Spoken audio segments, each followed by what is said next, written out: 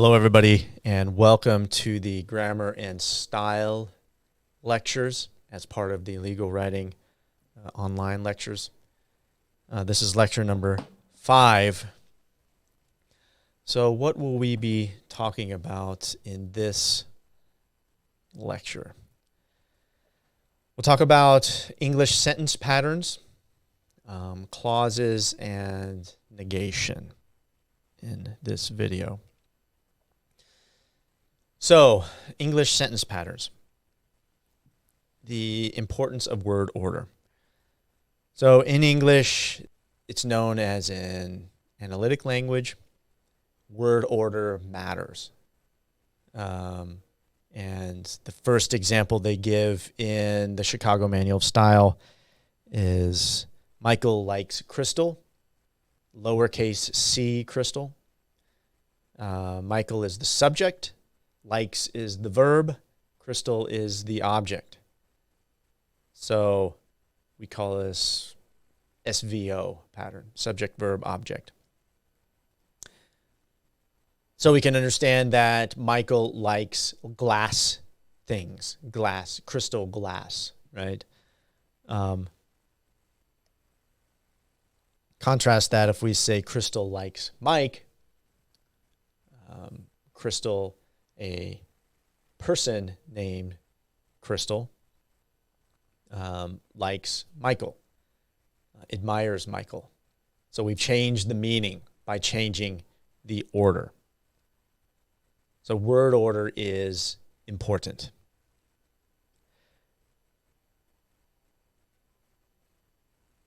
Now, in English, we have a variety of sentence patterns and vocabulary that can make the language interesting.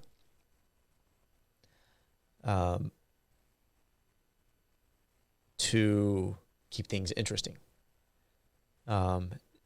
And we have the Chicago Manual of Style points out 7 syntactic patterns that are possible. That include 2 to 4 of a subject, verb, direct object, indirect object, complement, or adverbial. And we abbreviate this. Subject is S, verb is V, direct object is O. I've seen it sometimes as DO. Indirect object would be IO. A complement is C, and adverbial is A. So the 7 basic patterns would be SV, subject and verb, SVO, subject, verb, object, SVC, subject, verb, and complement, SVA, subject, verb, and adverbial, SVIOO, or SVIODO, subject, verb, indirect object, and direct object. So, for example, Sandy gave Jerry the ball. And SVOC, subject, verb, object, direct object, and complement. Or SVOA, subject, verb, direct object, adverbial.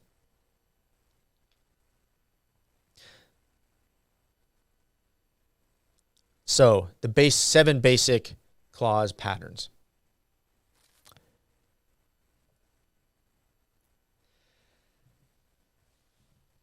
So variations on syntactic order. If there's a variation on that, it can be a special kind of emphasis, or indicate a question. So, for example, in an interrogative sentence, you could have something like, is Sandy all right? So here we have verb first. Verb, subject, complement. This is indicating a interrogative sentence. So VSC. And then this special kind of emphasis. If you're a Star Wars fan, you may have heard Yoda, one of the characters, he'll say sometimes like, Yoda, my name is, right? So this is CSV construction. The complement, subject, verb, rather than my name is Yoda. Subject, verb, complement.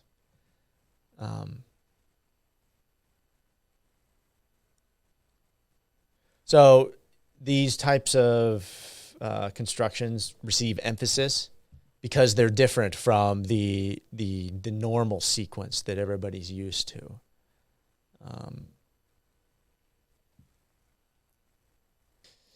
So clauses. What's a clause? Now we're in 5.225 land. A clause is a grammatical unit that contains a subject, finite verb, and complements that the verb requires. So we have independent clauses and dependent clauses. So independent clauses can stand alone as a sentence. Dependent clauses can't stand alone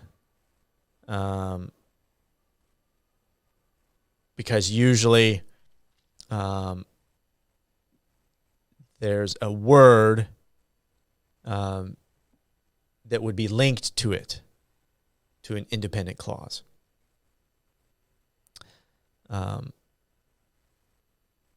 So one of the examples they give in the Chicago Manual Style would be, because he was hungry, he sat down for a meal. Because he was hungry, and he sat down for a meal.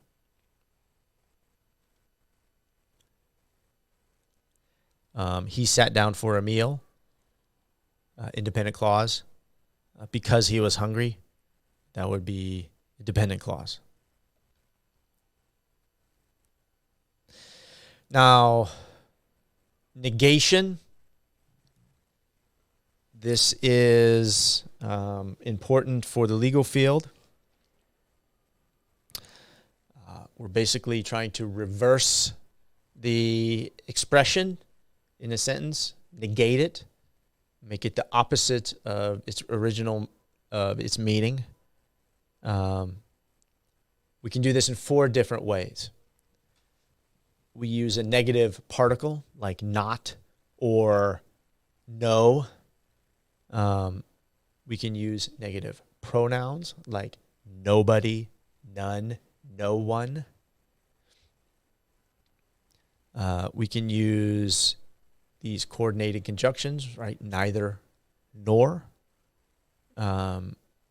Or we can use words that are negative in meaning and function. So, for example, hardly means almost not. Scarcely means almost not. Barely, almost not. A few means not many, not much. These have negative, they're negative in meaning.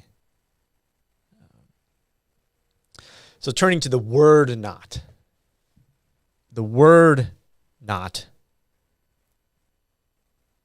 is the simplest and most common form of negating, right? Not will typically negate a verb, an object or a phrase. Not will precedes the element it's negating.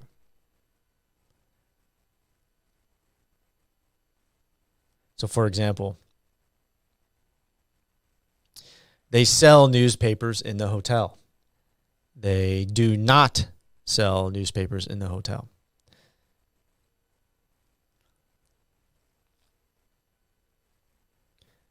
So if there are two verbs in the negative expression, not always follows the first of them. That's the rule in the Chicago Manual style. So I should leave for work. I should not leave for work. If the words or clauses placement, the word's placement may alter the scope of negation. So, for example, he definitely did not accept the job offer. So the scope, it's final. He didn't accept the job offer.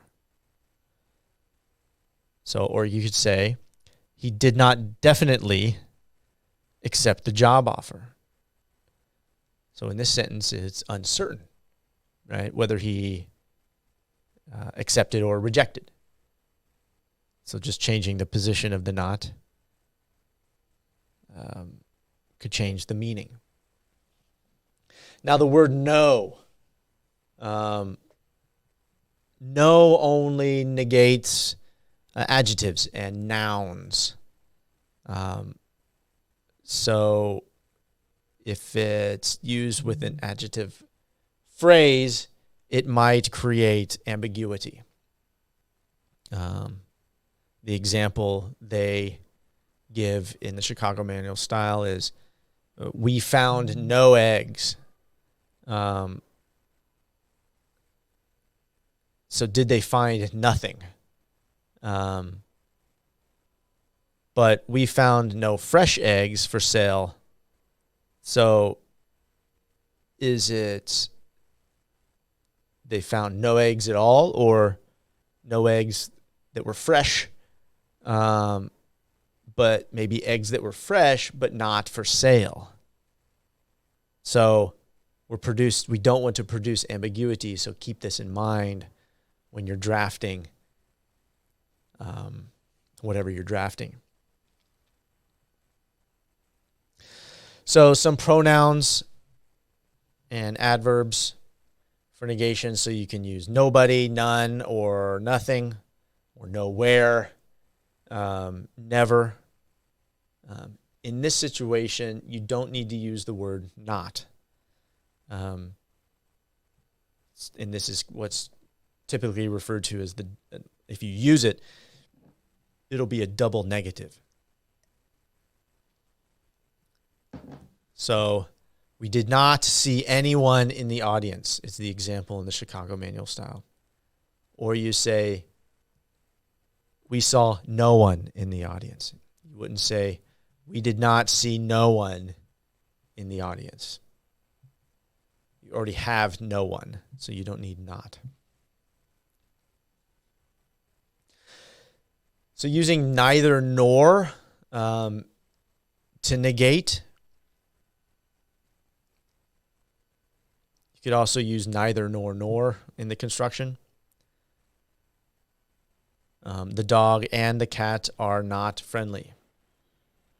Neither pet is friendly. Neither the dog nor the cat is friendly. Those are perfectly acceptable ways of negating the fact that the dog and the cat are not friendly.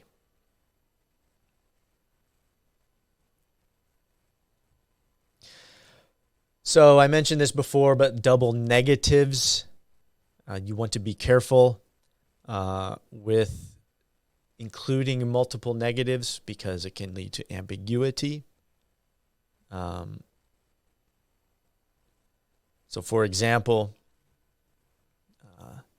the example the Chicago Manual of Style gives is, I wouldn't be surprised if Dan doesn't find the hammer. So the question is,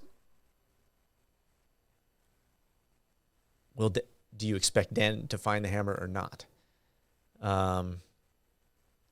Sometimes in legal drafting, there are double negatives, maybe for the purpose of quoting one piece of language that might already have the negative, so you want to quote that language with the negative, but then you want to kind of negate that particular quote. So there are reasons why you might want to use a double negative, but just be aware that readers will often be confused if there's two negatives. And finally, any and some in negative statements. The rule of thumb is if you're using not, then you have to use any words, not some words. So these any words are like anyone, anybody, anything, anywhere. And some words are someone, something, somebody, somewhere. So not with any words, not some words. So you wouldn't say, I don't want to see somebody. You would say, I don't want to see anybody. You wouldn't say, there aren't some seats left. You would say, there aren't any seats left. So that's all I'd like to talk about in this lecture number 5. Thanks, everybody. Take care, and I'll see you in the next lecture.